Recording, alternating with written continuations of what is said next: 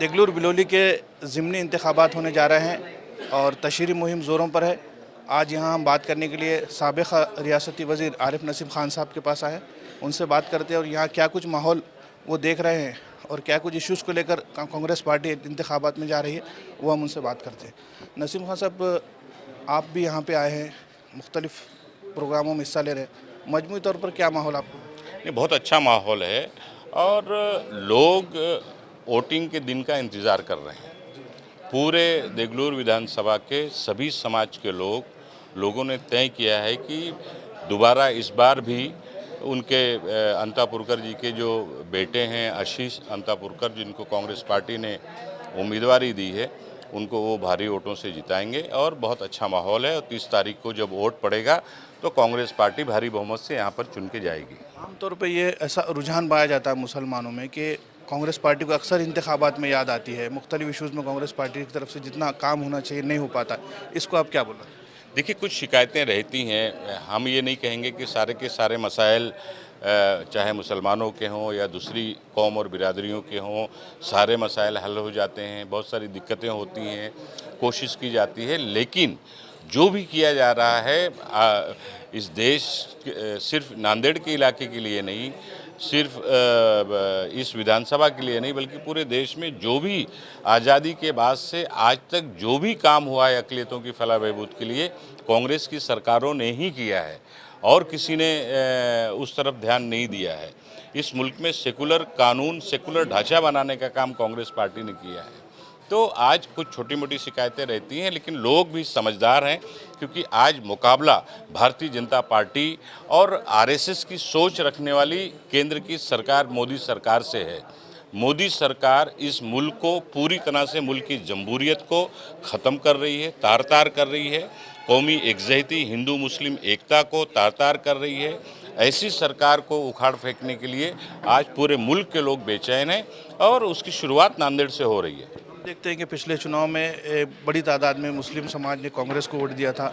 मुस्लिम reservation का वादा किया गया था, सरकार बनते के साथ ही हो जाएगा। 2 साल करीब हो रहे हैं, इस सिलसिले में कोई पेशरफ्त भी नहीं हो पा रही है। तो इस हम लोग कोशिश कर रहे हैं और हमारी मांग है कि मुस्लिम रिजर्वेशन बहाल होना चाहिए।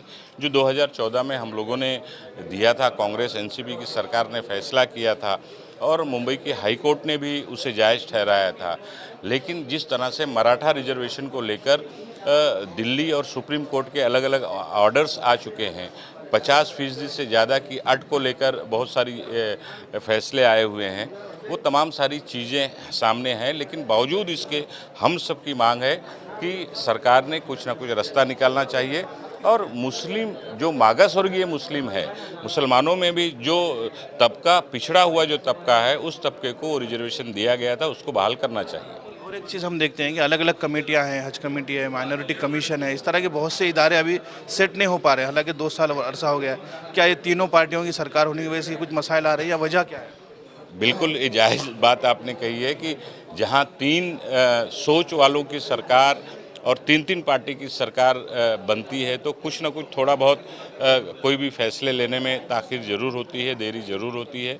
तो कुछ देरी हुई है 3 पार्टी होने की वजह से, और कुछ देरी पिछले 2 साल से आप देख रहे हैं कि मुल्क में कोविड जैसी भयानक बीमारी महामारी चली है, लॉकडाउन शुरू हुआ है। अब माहौल अच्छा है, मुझे लगता है कि जल्द से जल्द चाहे अक़लियती कमीशन हो, मौलाना आज़ाद फाइनेंशियल कॉरपोरेशन हो या हज कमेटी हो, जितनी भी कमेटियां हैं वो जल्द से जल्द तश्कील दी जाएंगी, ऐसा हमारा मानना है। अभी हम देखते हैं कि वंचित बहुजन अघाड़ी भी मार्केट में है, दलित मुस्लिम एकता की राजनीति की बात कर रही है और वो एक नया समीकरण बनाने की बोल रही है। आपको क्या लगता है? ये वंचित अघाड़ी भारतीय जनता पार्टी की एजेंट है। ये हर इलेक्शन में, चाहे पिछला लोकसभा चुनाव आप उठाकर देखिए, जहाँ पर इनके वोट नहीं हैं, इनको समर्थन करने वाले लोग भी नहीं हैं, वहाँ ये अपना उम्मीदवार खड़ा करते हैं, लोगों को बहकाते हैं, दलित मुस्लिम के नाम पर अलग अलग तरह से लोगों को भड़काने का काम करते हैं, वोटों का बंटवारा करते हैं और उसका फ़ायदा सीधे सीधे भारतीय जनता पार्टी जैसी ताकत को होता है।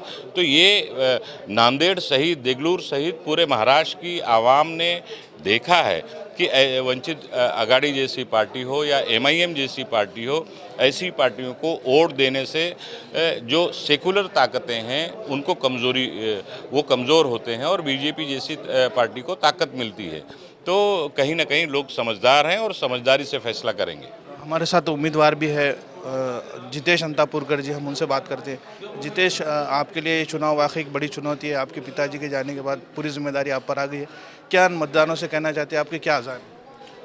मेरे पिताजी स्वर्गवासी राव साहब जी अंतापुरकर साहब, इन्होंने जो कोरोना काल के समय में, चाहे वो पहली लाट हो या दूसरी लाट हो, उन्होंने उसमें बिना घर पर बैठे हुए घर से बाहर निकलकर जो लोगों की सेवा की, उस दूसरी लाट में ही उनको कोरोना ने जकड़ लिया और अपने से आज वो अपने से गुजर गए।